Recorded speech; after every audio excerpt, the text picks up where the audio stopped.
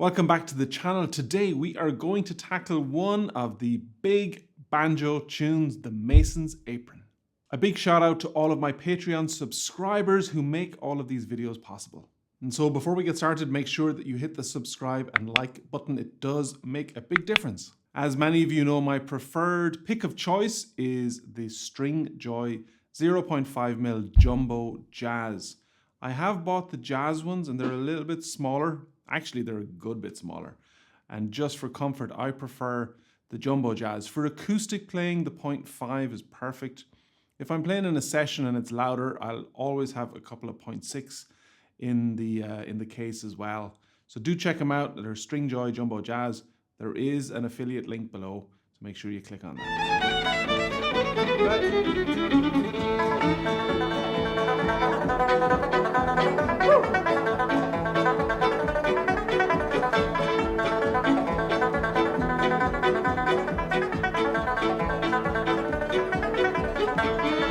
Welcome friends, the Mason's Apron. This is one of the great banjo associated tunes. It is one of the great Irish tunes. It's controversial, of course, because it's showy and flashy. And I'm going to teach you my version, which is an amalgamation of perhaps Sean Maguire's version, a little bit of Matt Malloy, a little bit of Stockton's Wing, a little bit of Kieran Hanrahan, and maybe even a little bit of Barney McKenna.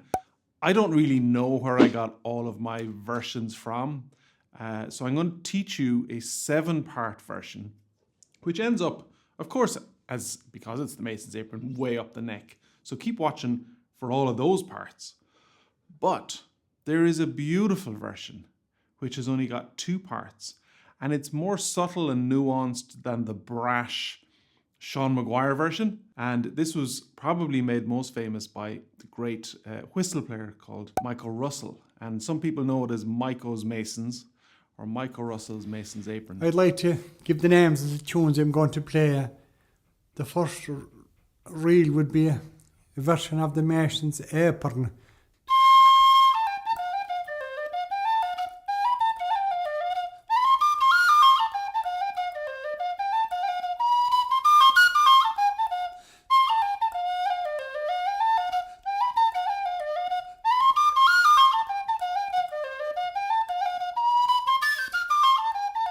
So I'm going to teach you that one as well. So essentially the way that this lesson is going to work, we're going to learn the 2-part version made famous by Micho Russell. And then most of I spent a lot of time online trying to figure out if you played the Mason's Apron in a session, how many parts would normally be played?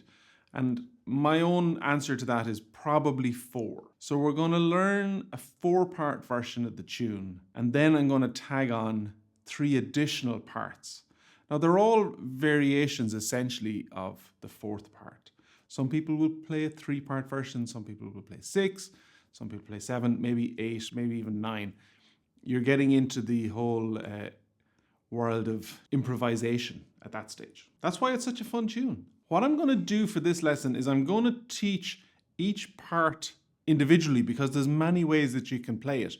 And that's part of the whole variation aspect of this tune, is that the 3rd part can be played in a multitude of different ways. So we're going to explore each part in turn right up to the full 7. And if you're on Patreon, then what I'll do is give access to the 4-part tune and the 7-part tune with all of the different variations notated and transcribed so that you can go see it and play it as a full tune. But for the purposes of the lesson, I'm just going to break down each of the parts individually and give you a few ideas on how you might interpret the Mason's Apron.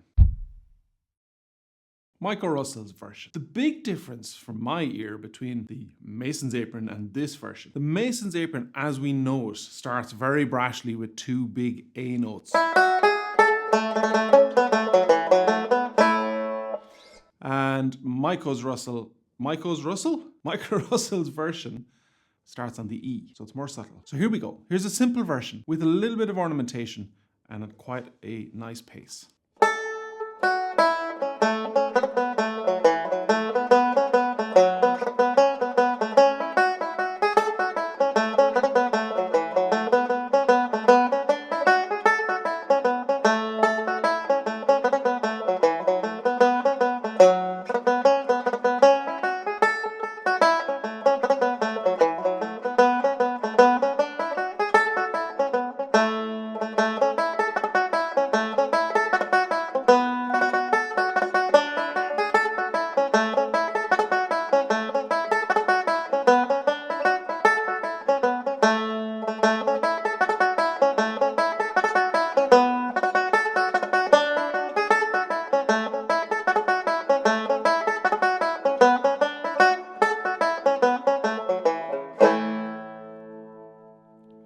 So it's a beautiful version of the tune. Feels a little older than the fancy Mason's Apron. For Patreon, I'll have a very slow version of that as well. The little ornament in the second part is a flicked triplet, for want of a better term, or just a triplet. So it's an F sharp, so fret 2 on the E string. And while the right hand just does down, up, down, as it normally does in a triplet, we are flicking on a high A, fret 5, using pinky or ring finger. It's trying to emulate a cut, which is a fiddle and a whistle ornament, right? Which is basically when they flicker between two fingers.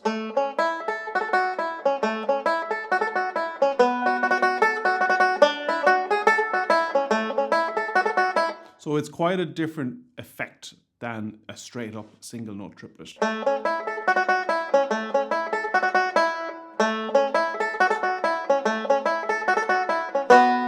So here is Micho's Masons, a little bit more pace, and this time just listen out for some of the double stops. And particularly, I think, if I remember correctly, there's some slidey double stops as well in these.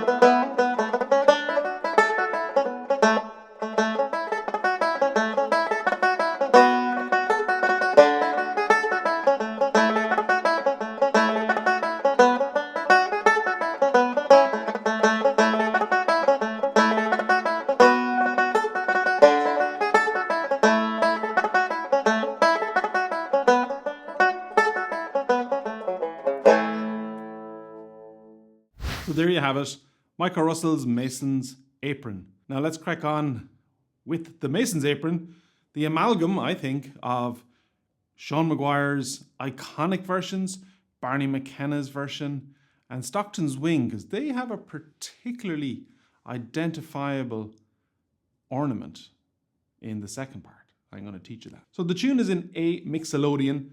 It is a tune that can be played in the key of G, and certainly the older version, the Micho Russell version, can also and is often played in the key of G, but just to minimize the amount of confusion, I'm placing the whole thing in the key of A. So let's do this one part at a time, building up to 7 parts. And we'll just play through slowly and then build on each part. And at the end, then we'll have the whole thing together, hopefully. If you're still watching, watch to the end.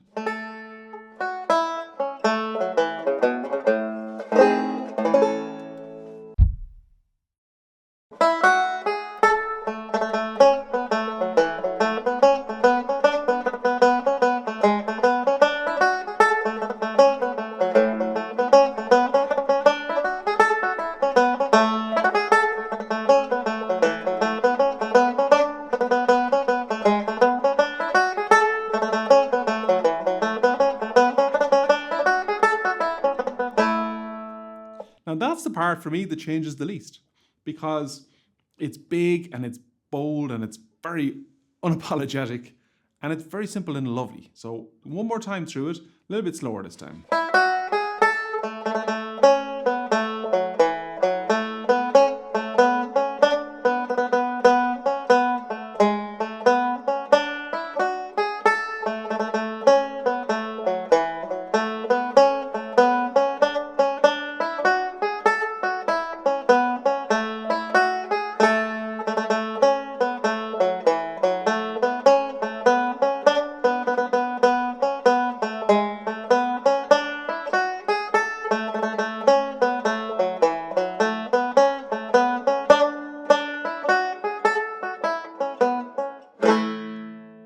Now, if you're familiar with the tune, you know it has a run of triplets that go right from the high A to the low A.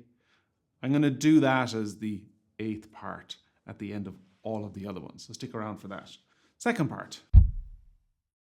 This is where the variations of the tune start to kick in, and different people have different ways of playing the second part. So what I think is the most simplest version of the second part is this.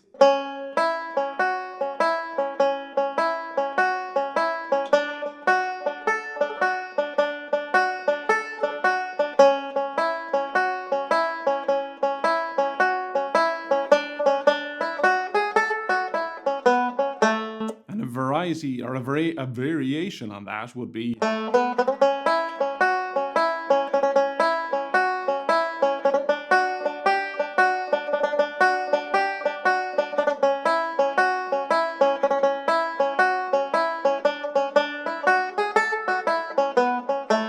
which puts me in mind of Stockton's Wings version of the second part. And they're the only people that I know that play it and do it like this. And I think it's really nice.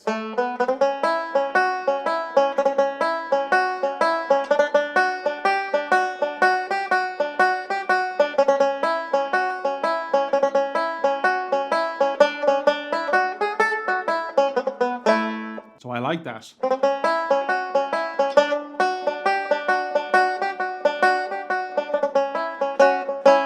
And I played with Stockton's Wing for a while and really, really enjoyed the music.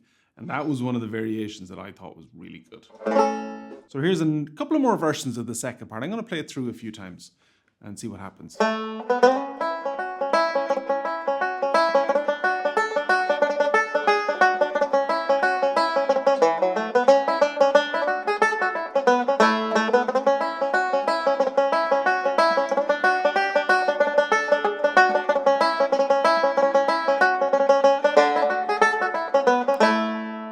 One kind of potentially silly version of this, but we used to do this when we were teenagers and it was a lot of fun, was to chromatically move down one semitone and then everyone in the session would lean to the left. Probably wouldn't do it now, but there's plenty of people that would enjoy that. So that sounds like this, and it's a bit of fun.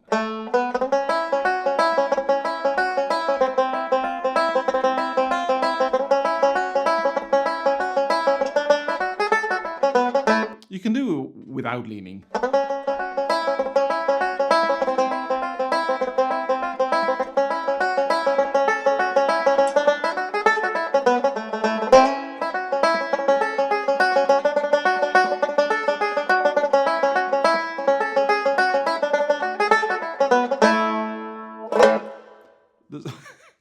Let's move on.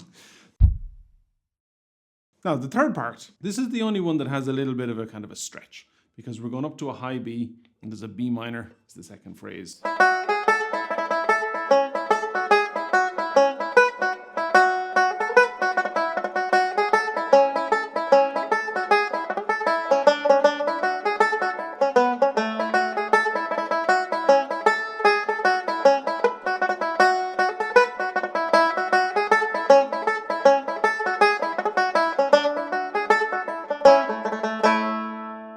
It's a pretty straightforward part.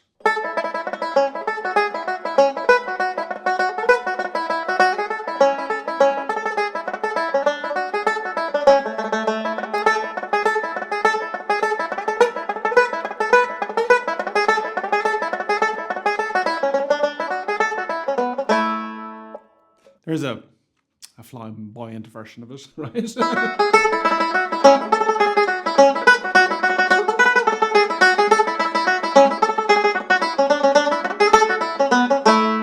The more I play this tune and the more I realize that it's open to so many interpretations of how to get around the little, but essentially the chord sequences. So it's A to B minor.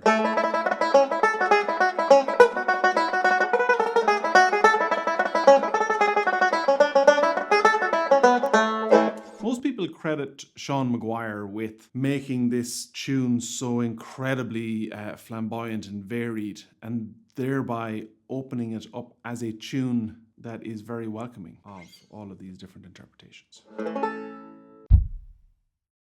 Now, where does it go after the third part? And this was probably the most confusing aspect for me. For years and years, after that third part, I would go up the neck.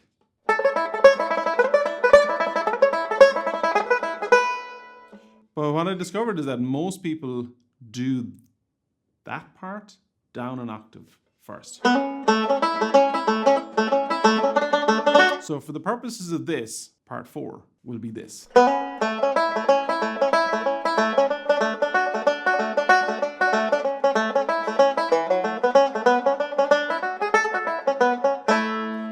So there's a little bit of pick work involved in this because it's syncopated and it's crossing over those two strings.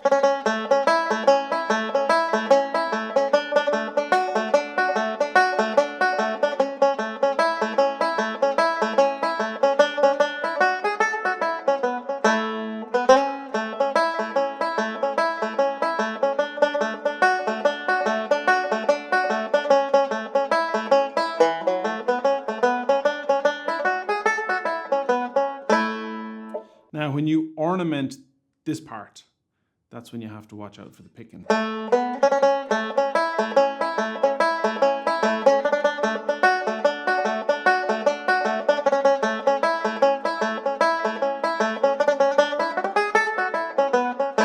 Because sometimes adding in the triplet can set you on an upstroke pattern, and for me that feels very awkward. So I need to work a little bit harder to maintain my downstroke leading pattern when I put in those triplets. So to not avoid that, but another way to approach it would be with some hammer-ons.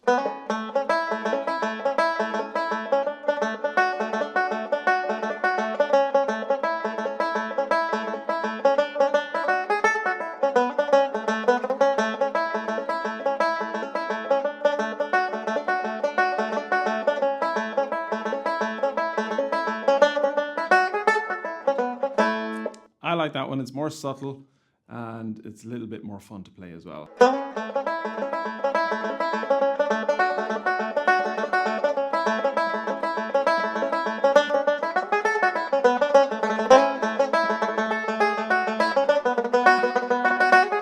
That's a different tune. So there's 4 parts.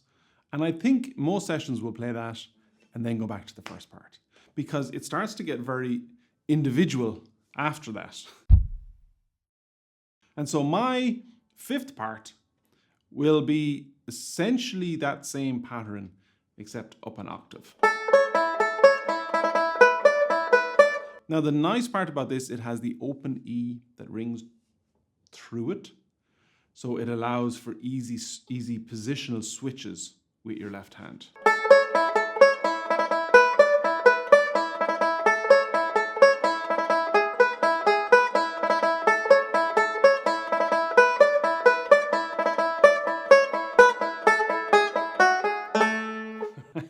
And so there's an easy step down just to get back for the last phrase. So with a little bit of pace, but the same simplicity. Here's that part.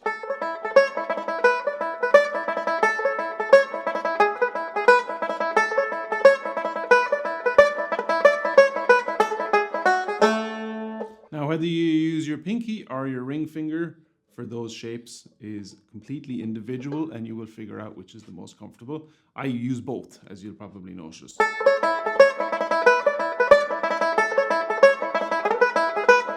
So let's add ornamentation to that. So the first thing we're going to do is add a run-up triplet at the start of each section.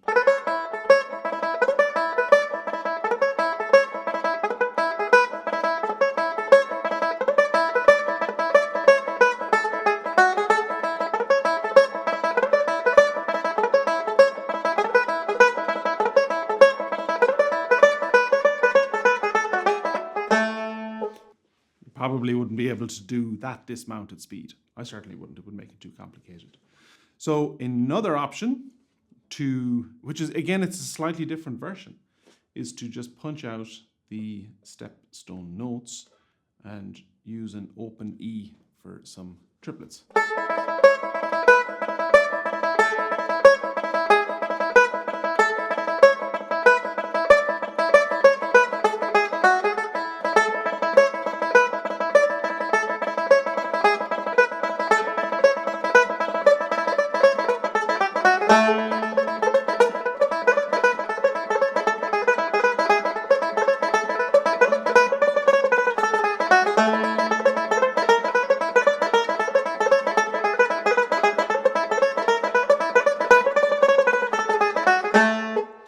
right, so what are we doing there? The tremolo run down.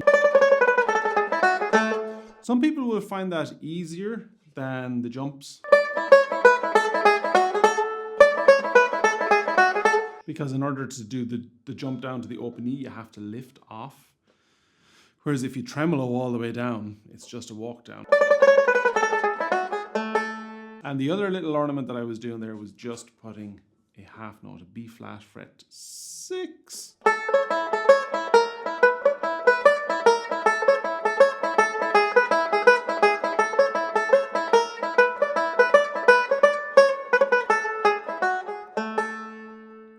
All right.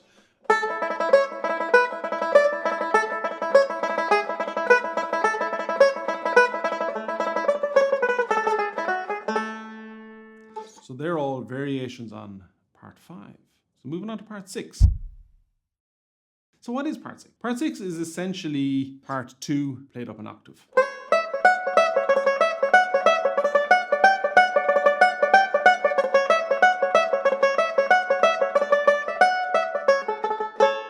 With an adaptation of the end phrase so that you don't have to jump around and move out of that position. So we're way up here on fret something or other. 5, 6, 7, 8, 9. I mean, I knew that clearly. Once I go past 7, it's all a little bit grey, I won't lie. So it's in a fully closed position. We're not having to move off of this note. And so we're adapting the melody of what we're doing up here to suit that.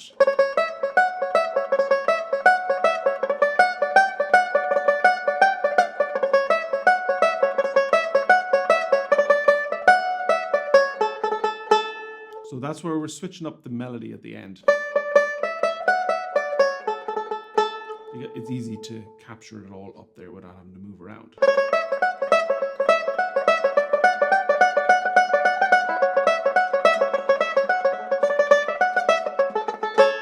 I guess the fiddle players have probably stopped watching now. The uilleann pipers are definitely gone home. I think the uilleann pipers left once we started to do it in the key of A.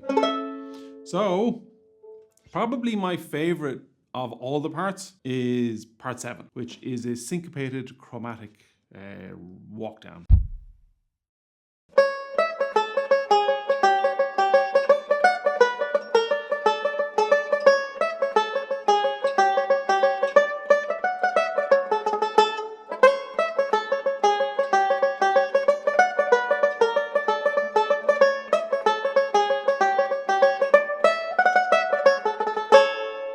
So I'm just going to slow that down a little bit for you.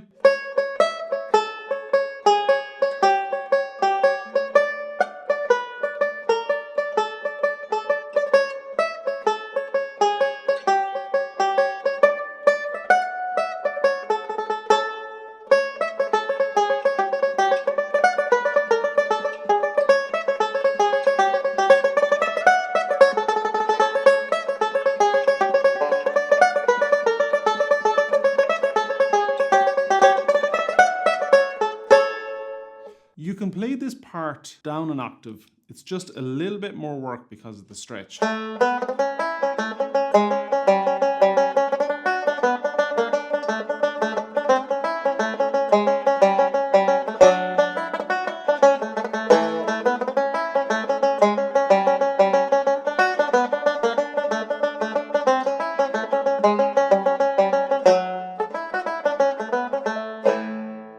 And if you're feeling very adventurous, you can put a cross pick into this.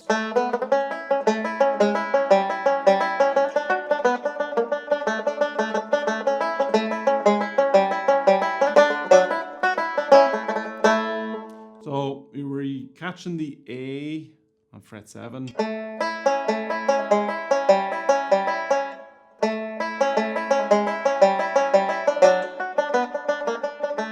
Now there is a way to cross pick the second phrase, but not catching.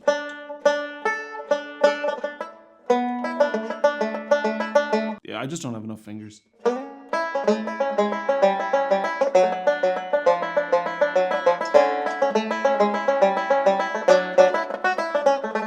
So if you really like the continued cross pick through that, and as I said, this is pretty hard at speed. I wouldn't wouldn't fancy it.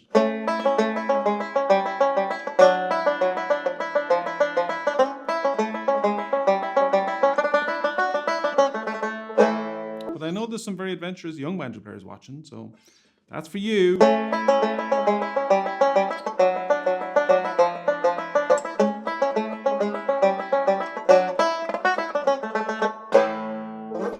So to finish it off, maybe the most famous phrase in the entire of the Mason's Apron.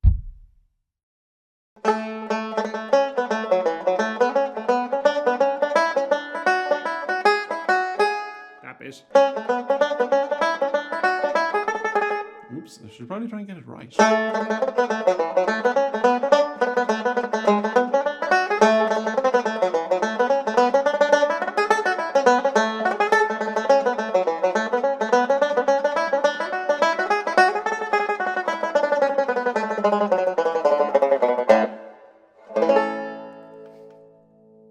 And that's just tremolo.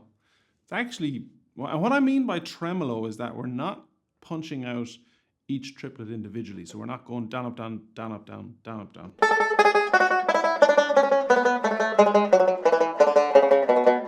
So the right hand goes into tremolo mode, which is down, up, down, up, down, up, down, up, down, up, all the way through.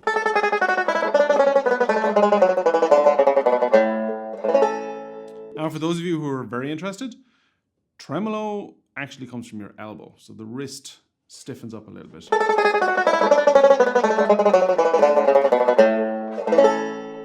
It's just a lot faster that way.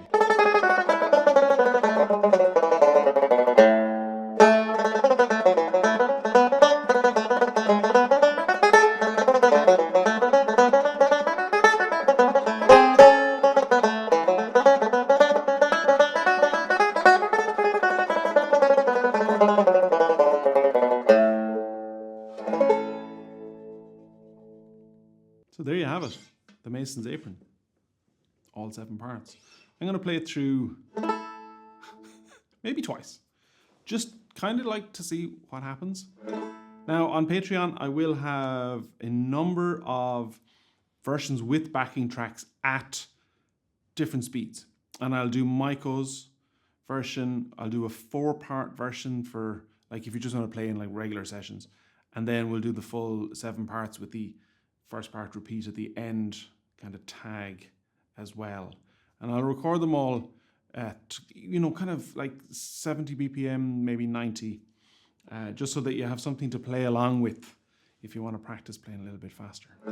So here we go, the Mason's Apron. I hope you've enjoyed this lesson. If you have, do leave a comment, hit like and subscribe. And if you want to get access to all of the notation, and you know, it is important for a lot of these tunes to dig in and really see what's going on, head on over to Patreon.